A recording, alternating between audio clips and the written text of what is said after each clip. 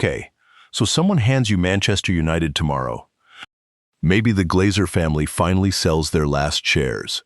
Maybe Ineos hands you Sir Jim Ratcliffe's stake at a discount. However it happens, the club is yours. The badge, the history, the most recognized football club on earth. 1.1 billion followers and supporters worldwide, according to Kantar's 2024 global survey, more than any club in any sport. It trades on the New York Stock Exchange. Ticker symbol, MANU. Market capitalization, as of 2024, $6.45 billion. So, are you rich?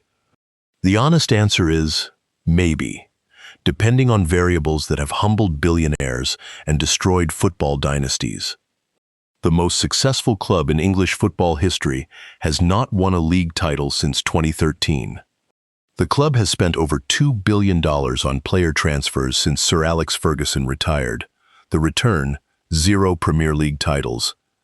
Leicester City won the league in 2016 with a squad that cost less than a single United signing. The difference between those outcomes is not money. It is not even talent. It is economics. And the economics of Manchester United are almost nothing like what the shirt sales suggest. Here is what it actually looks like from the inside. The first thing to understand is what a Premier League football club actually is, and what it is not. It is not a trophy. It is not a hobby. It is not a family heirloom, despite what some owners pretend. It is a television rights business attached to a sporting competition. The football is the content. The money comes from broadcasting it. 20 clubs in the Premier League, and unlike American sports, the revenue is not split equally. Domestic TV money splits into 3 buckets, 50% shared equally, 25% by league position, 25% by how often you appear on television. The difference between finishing first and finishing last in domestic TV money alone is about £70 million a season. Then there is the Champions League. A deep run is worth over £100 million. Missing it entirely costs you that number and the commercial prestige that comes with it. In the 2023-24 financial year, Manchester United reported total revenue of £648.4 million per their NICE filing. That breaks into 3 streams: commercial revenue, the biggest slice; broadcasting, the most volatile; and matchday, the smallest and the one most in need of fixing. Commercial revenue, £314 million. The Adidas kit deal alone is worth roughly $75 million a year. Broadcasting, $209 million, highly dependent on finishing position and European qualification. Matchday, $126 million, from a stadium that holds 74,000 but was built in 1910. £648 million sounds like a machine, until you see what it costs to run. But before you even touch the costs, there is the debt, and the debt is not normal. In 2005, the Glazer family bought Manchester United in a leveraged buyout. They borrowed against the club itself to fund the purchase. The purchase price, approximately £790 million. The debt loaded onto the club on day one, £525 million. The club went from 0 debt to £500 million overnight. Since the takeover, the club has paid over £1 billion in interest and financing costs. Not on players, not on facilities, on the debt the owners created to buy the club. £1 billion. That is not a running cost. It is the price of how the Glazers chose to buy the club, and every pound of it came out of the football budget. As of the 2024 annual report, net debt still sits at £586 million. 20 years later, the anchor has barely moved. And while the debt sat there, the Glazers also took dividends. Over £150 million in dividend payments since the IPO in 2012, according to the club's SEC filings. Dividends while the stadium roof leaked. Dividends while the training ground fell behind cities. Dividends while the squad needed a rebuild. In February 2024, Sir Jim Ratcliffe's Ineos Group bought a 27.7% stake. Ratcliffe paid £1.3 billion and took over football operations. The Glazers kept majority ownership. Ratcliffe inherited the football mess, and anyone who buys the whole club inherits all of it. Now look at the building, because the building is the problem nobody can ignore anymore. Old Trafford was built in 1910.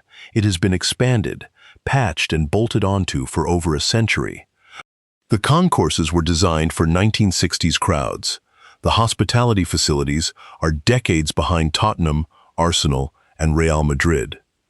Tottenham Hotspur's new stadium generates more matchday revenue per game than Old Trafford, a club with a fraction of United's global brand. Reports of a leaking roof, mice in hospitality areas, and corroding steelwork surfaced in 2023. Not rumors, verified by the club's own commissioned surveys. You have two choices: renovate the existing ground for an estimated £800 million, or build a brand new stadium. The task force, led by Lord Sebastian Coe, recommended a new 100,000-seat arena, estimated cost up to £2 billion. Spurs budgeted $800 million and spent $1.2 billion. SoFi Stadium in LA budgeted $2.5 and spent $5.5. Stadiums always cost more. And here is the question nobody likes to answer.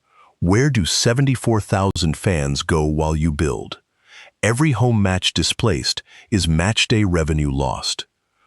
A rebuild takes 3 to 5 years. That is 3 to 5 years of reduced capacity, reduced matchday income, and construction chaos next to a live football operation. Set the stadium aside. Look at what it costs to simply field a team. Start with the wages. In 2023-24, United's total staff costs were £323.7 million. That is the second highest wage bill in Premier League history at the time. That is 77% of football revenue consumed by wages alone. The industry benchmark for a healthy club is 55 to 65%. The highest paid player was earning £375,000 per week. That is $19.5 million a year for one person. And the players who do not play still get paid every week until their contract expires, or you pay them to leave. Then the transfer fees. United spent over £360 million in the summer of 2022 alone. Transfer fees are amortized over the contract length. An £86 million signing on a 5-year deal costs £17.2 million per year on the books, whether they play or not. United's annual player amortization cost runs around £180 million. That sits on top of wages, not inside them. Running the Carrington Training Complex, the academy, scouting network, medical department, and support staff costs roughly £50 million a year. Chartered flights across Europe, 5-star hotels, private security details, matchday logistics for 50-plus competitive games a season. And when it goes wrong, firing a manager costs millions in severance. United has spent over £40 million in managerial compensation since Ferguson, per reported settlement figures. Add it all together, total operating costs exceed £640 million, against £648 million in revenue. The margins are razor thin. The football industry has one number that tells you whether a club is actually working. EBITDA, earnings before interest, taxes, depreciation, and amortization. It strips out the accounting noise and tells you what the football machine actually generates. United's adjusted EBITDA for 2023-24, £148 million. Healthy, but far behind Real Madrid and Bayern Munich. But then the Glazer debt eats into it. Annual interest and financing costs run over £60 million. Almost half the EBITDA vanishes before you reinvest a penny. And sitting over everything is the Premier League's profit and sustainability rules. Clubs cannot lose more than £105 million over a rolling 3-year period. Everton was docked points in 2023-24, Nottingham Forest too. The league is enforcing the rules, and the penalties are real. You are walking a tightrope. Spend too little and you finish 8th. Spend too much and the league docks your points. Both paths lead to the same place, less revenue next season. And here is the trap at the center of it all. Your costs are fixed, contractual, and rising. Player wages are locked in for years. Debt service is locked in for longer. The stadium needs a billion-pound decision either way. But your revenue is performance dependent. Finish 8th instead of 3rd, and you lose the Champions League. That is over £100 million gone in one season. Miss Europe, lose revenue, cannot replace players. Finish lower, miss Europe again. It is a doom loop, and it has consumed clubs far bigger than their owners expected. The Premier League's domestic TV deal for 2025-2029 is £6.7 billion, the biggest in European football history. But live viewership is fragmenting. Streaming is cannibalizing traditional broadcast. The last deal grew by only 7%. The one before grew by 70%. And every rival is spending more. Manchester City, Chelsea, Arsenal, Newcastle. The cost of competing rises every window. Standing still is falling behind. Manchester City face 115 charges of financial rule breaking. If found guilty, the penalties could reshape the entire competitive landscape. If acquitted, the spending advantage is confirmed permanent. TV deals, financial regulations, rival spending, player markets, managerial luck. Every variable that determines your fortune is largely outside your control. If this all still sounds manageable, meet the owners who found out otherwise. Leeds United, Champions League semi-finalists in 2001. They borrowed against future TV money to build a squad. The gamble failed. They sold over £100 million worth of players in 2 years. Rio Ferdinand to United for £29 million, Jonathan Woodgate for £9 million, Harry Kewell for £5 million, pennies on the pound. Debt hit £79 million. They were relegated in 2004. Then again, to League One in 2007. It took 15 years to return to the Premier League. Inter Milan, the Suning Group bought the club in 2016 for around €700 million. By 2021, debt had ballooned to €800 million. The Chinese government restricted capital outflows. Suning could not fund the club. They won Serie A in 2021 and still had to take an emergency loan at 12% interest from Oak Tree Capital just to keep operating. When Suning defaulted on the loan in 2024, Oak Tree seized the club. The lender became the owner. The previous owners lost everything. And Chelsea, Todd Boehly's consortium paid £4.25 billion in 2022, the most expensive sports acquisition in history at the time, then spent over £2 billion more on players in 2 years. Over £6 billion committed. They finished 12th in 2023-24. These are not amateurs. These are some of the richest investors in the world. Here's the part nobody thinks about. What happens when you want to leave? Football clubs are among the most illiquid assets on earth.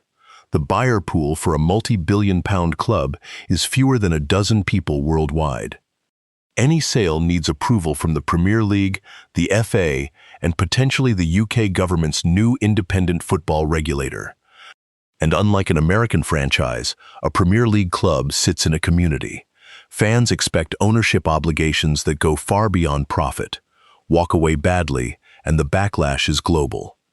The Glazers have faced 20 years of sustained fan protest, green and gold scarves, blocked team buses, forced match cancellations. You are not just an owner, you are a public figure in a city that remembers everything. But here is the other side, the side that keeps billionaires bidding. Manchester United remains the most commercially valuable football brand on earth. Brand Finance valued it at $1.6 billion in 2024. Global sponsors pay a premium for that badge. Adidas, Qualcomm, DXC Technology. Over 20 major partners, each paying millions to be associated with the name. Adidas sells roughly 3.3 million United shirts annually, per industry estimates. At £110 each, the retail machine is enormous. A new stadium could add over £100 million in matchday revenue annually. Premium seating, modern hospitality, concerts, NFL games, naming rights. Stadium naming rights alone could fetch £25 to £30 million per year based on Tottenham's comparable Naver deal. Win the Champions League, and the payout exceeds £130 million in prize money, market pool, and coefficient bonuses, plus the commercial uplift that lasts for years. Despite everything, the protests, the debt, the decline on the pitch, the Glazers turned $790 million into a total enterprise value exceeding $6 billion, a seven-fold return in 20 years. PSG, City Football Group, Liverpool. Every well-run major football club has appreciated dramatically. The asset class itself trends upward. Fix the squad, build the stadium, lock in top four finishes, and Manchester United becomes the single most profitable football club on earth. The infrastructure is already there. It just needs the investment the Glazer debt consumed. But here is where it gets dangerous. Take that optimistic scenario. Turn the dials. Drop from 3rd to 8th. You lose Champions League qualification. That is $100 million in revenue gone. Overnight. Sponsors have performance clauses. Miss Europe and commercial partners reduce their payments. Some renegotiate entirely. Your best players demand transfers. Without Champions League football, you cannot attract replacements of equal quality. Revenue falls by $100 million. The debt payments stay at $60 million. The wage bill barely moves. Your operating profit becomes an operating loss. And if the spiral continues, relegation is not impossible. It happened to Leeds. It happened to Nottingham Forest. It happened to Sunderland. Every one of them thought it could not happen to them. Relegation from the Premier League means losing roughly 95% of your television revenue, from $180 million to around $8 million. Same wages, same debt, 5% of the income. So what separates the football clubs that thrive from the ones that collapse? 4 things. Capital structure. How much debt sits on the club? The Glazer leveraged buyout is the original sin of modern United. Every pound spent on interest is a pound not spent on the pitch. Stadium quality, not sentimentality. Revenue per seat. Hospitality yield. Event versatility. The clubs pulling away all have new or rebuilt stadiums. United does not. Squad economics. Not just buying talent. Buying the right talent at the right age, on the right wages, with resale value. The clubs that do this well, Liverpool, Dortmund, Brighton, compete above their financial weight. And regulatory navigation, PSR, UEFA Financial Fair Play, the new UK football regulator. The rules are tightening every year. The clubs that understand the constraints win inside them. In the end, it all reduces to one equation. Revenue minus debt service minus wages equals your football budget. If that number is positive and growing, you can compete. If it is shrinking, you are on a countdown. Manchester United has the biggest brand, the biggest fan base, and the most commercial potential of any football club ever built, but it also carries 20 years of structural damage. So before you sign that share transfer, do the math. Earn more than you owe, spend less than you earn, fix the stadium, clear the debt. That is the whole game.